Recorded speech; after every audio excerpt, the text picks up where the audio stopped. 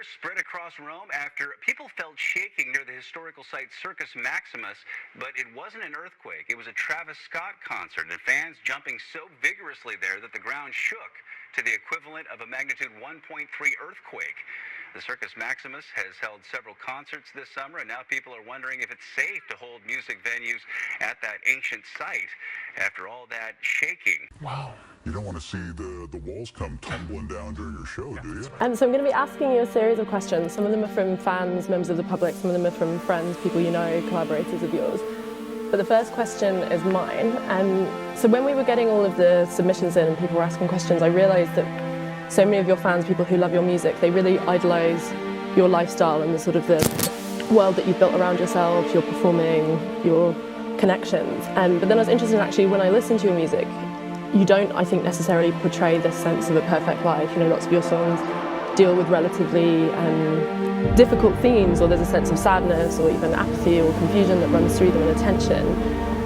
And given so many people look up to your life, I was wondering, would you say that you are happy? I was actually asking myself that 2 days ago. I could say I'm in a way better mental spot than I was maybe 5 years ago. I guess some frustrations transition to other frustrations, but it's like a better frustration. And I don't know if that makes sense, but you know, sometimes in life, some of the things that may seem like annoying and like frustrate you the most, you might hit a point in your life where like you might excel and things might be going good, but then you're always trying to achieve the next goal, which, you know, brings you another frustration. I think that's what I'm dealing with, and I'm still trying to deal with like balance between like the real me and my outer shell, you know. Who's the real you? I feel like it's somebody that's been misunderstood, and I feel like I'm just very ambitious, and I'm just like, I'm driven to like go somewhere like where there's like architecture, just design, or just like a super high level creativity. I'm trying to just hit that level. And right now I'm just like, you know, I'm just in the field and just like battling and just like warlord and just like taking over and just like controlling the whole island, you know. And I feel like once I feel like my island's safe, I can just kind of like venture off to those ideas. I see. A question that we got was from the brilliant artist Arthur Jaffa. He asked, how would you articulate the difference between being a rock star and being a hip-hop artist? To be honest, I wouldn't even put myself in either category. They both have stereotypes, right?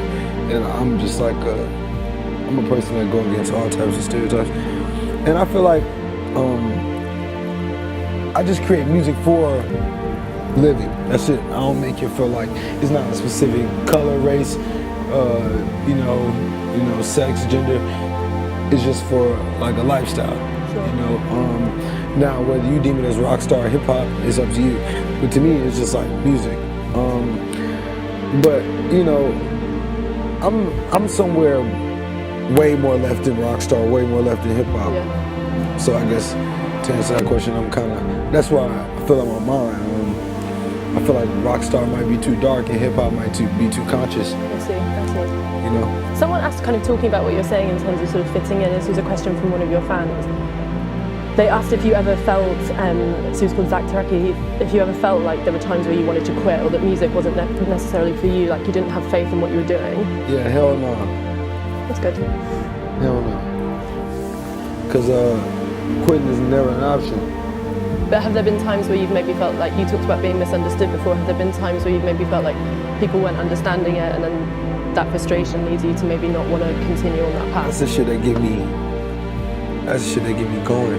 Mm-hmm. That type of shit right there. Not being accepted is like my whole driver. Like, people not fucking with me, I just want to prove a point that I'm not as bad as, I just want to know what you don't fuck with, you know, and that's always helpful information. And I get that advice to everybody, like if you feel like quitting is the thing, just trying to quit into like that extra pump, that second wind. Sure. Someone, Ruben Pereira, said, And have you ever been annoyed by the fame that you have and this idea that, you know, money can't buy you happiness, which I guess kind of relates to that, is in a way what keeps you going is being sort of misunderstood or criticised. The more successful you become, it can be harder to have that sort of catalyst to sort of push against something. Yeah, shit, I was just going through that like 15 minutes ago. Like, I was trying to go to the store and it's like, mad people surrounding the car and I can't get out, and it takes me like 20 minutes to get out the fucking car and shit. I don't want to wait to get out the fucking, take 20 minutes to get the fuck out the car. I just You don't like want to being get the car. famous? It's not about just being famous, it's just about not doing what I want to do when I want to do it. Yeah. So,